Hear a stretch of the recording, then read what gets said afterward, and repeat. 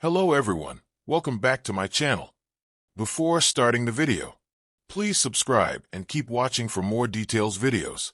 We have to hide ourselves. Serena Williams fiercely calls out WTA for silencing powerful female athletes. Among the most successful tennis players ever, Serena Williams retired in September 2022 following the U.S. Open in New York. In women's tennis, several young stars, including Coco Gauff and Iga Swiatek, have emerged ever since. Both are among the most well-known WTA Tour players, right now having taken home several Grand Slams. But Serena recently said something very strong about how today's players behave and how the WTA culture has changed. She believes women are being too quiet about their success. Serena Williams says women should not hide their confidence. In July 2025, Serena Williams gave an interview during a media event hosted by Reckitt, a health brand she works with. The interview was published across U.S. media platforms, including People magazine and Today's Show. During the interview, Serena said that female players today should not be afraid to say they are the best. The sun filtered softly through the tinted windows of the Beverly Hills conference room, where Serena Williams had just finished speaking to a closed-door assembly of top-tier women athletes, agents, and a few trusted journalists. The tension in the room was palpable, not from nervousness, but from collective purpose. In a world still clinging to old rules, while parading progress in headlines, Serena was done pretending. Done with the diplomatic tones. Done with the curated smiles. Done with being a brand instead of a person.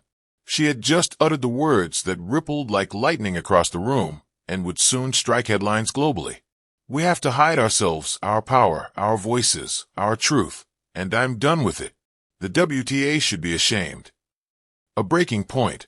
It all began after a series of behind-the-scenes clashes between Serena and executives at the Women's Tennis Association.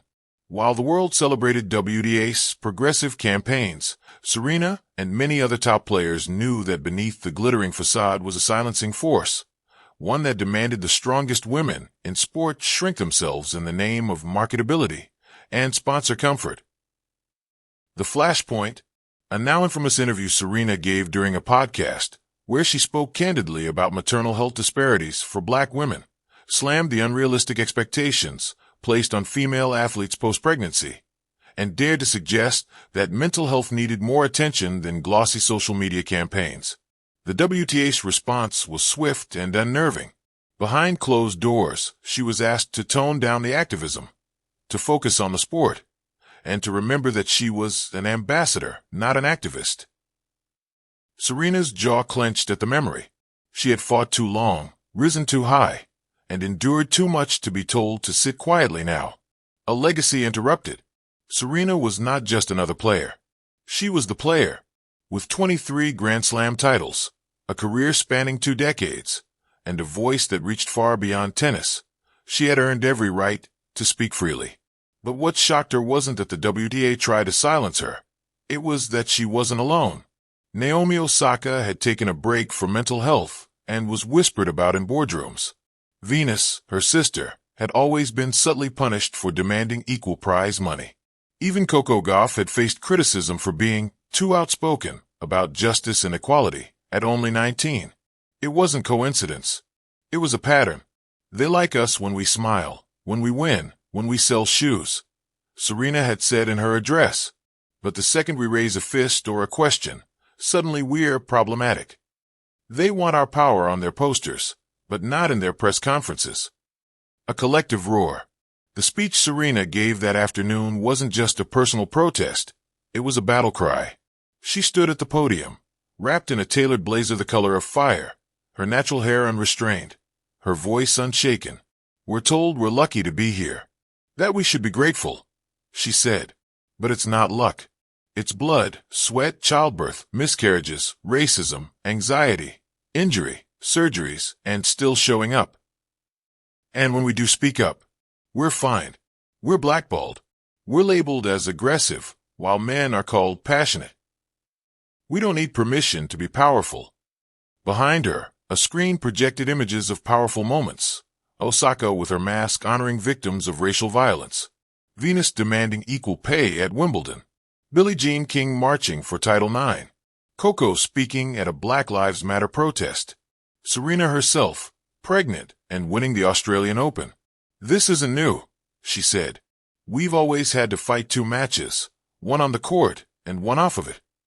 Behind the curtain, what Serena knew, and what she now exposed, was that the WTA, while publicly supporting women's empowerment, had been internally trying to manage and mute voices they considered too political. Players had been warned about interviews. Social media posts were flagged. Agents were told to coach their clients to stay focused on tennis.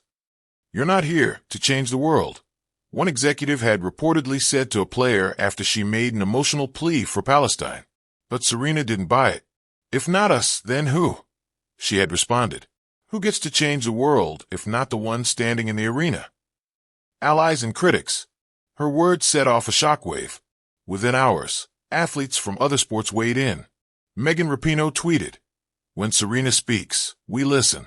Every league should take notes. This silencing has to stop." Simone Biles added, "Too often we carry gold medals and gag orders. Enough." But there were critics too, mostly anonymous sponsors and unnamed sources quoted in corporate media. Some labeled Serena's comments divisive, others disrespectful to the sport. In a chilling move, the WTA released a vague statement. "We support all our players and encourage expression, but we also strive to maintain unity and respect within the sport." To Serena, it read like a brush-off wrapped in PR language. Unity at the cost of honesty. Respect only when it's quiet? No, she said in an interview the next morning. Real unity comes when we make room for uncomfortable truths. And respect? That starts with listening to women, not silencing them. Building a new platform. In the weeks that followed, Serena, no longer bound by fear or politeness, took things further. She announced the creation of her arena, an independent coalition for women in sports to speak, share, and stand together. No filters, no censorship. It would offer legal aid, media training, and direct support for athletes facing suppression or retaliation. Her arena's motto? Our voices, our victories. Venus joined as co-chair. Naomi Osaka signed on as the mental health advisor. Billie Jean King called it the second revolution in women's tennis. Goff, who had watched Serena since childhood, wept during the inaugural Zoom call. "You fought for us long before we even picked up a racket," she said. "Now we get to fight with you." The fire doesn't fade. Serena wasn't chasing headlines. She wasn't angling for revenge. She was, as she put it, liberated. "I'm not here to tear down tennis," she clarified in an op-ed for The Atlantic. "I'm here to build it into something worthy of the women who play it." She wrote about girls in Ghana who play barefoot, dreaming of center court. About single mothers juggling practice and parenting. About the silence that creeps in when systems punish truth. "Tennis is beautiful," she concluded, "but silence isn't. I won't trade my roar for applause anymore." A moment in history. Months later, when the WTA introduced a new athlete expression charter, drafted with input from her arena, it felt like a victory. Not complete, not perfect, but a step. Still, Serena knew the fight wasn't over. "There will always be people who wish we'd just smile and serve," she said during a panel at the UN Women's Summit. But the world doesn't change because of silence. It changes because someone dared to speak when they were told not to. She paused. "And I'm not done speaking."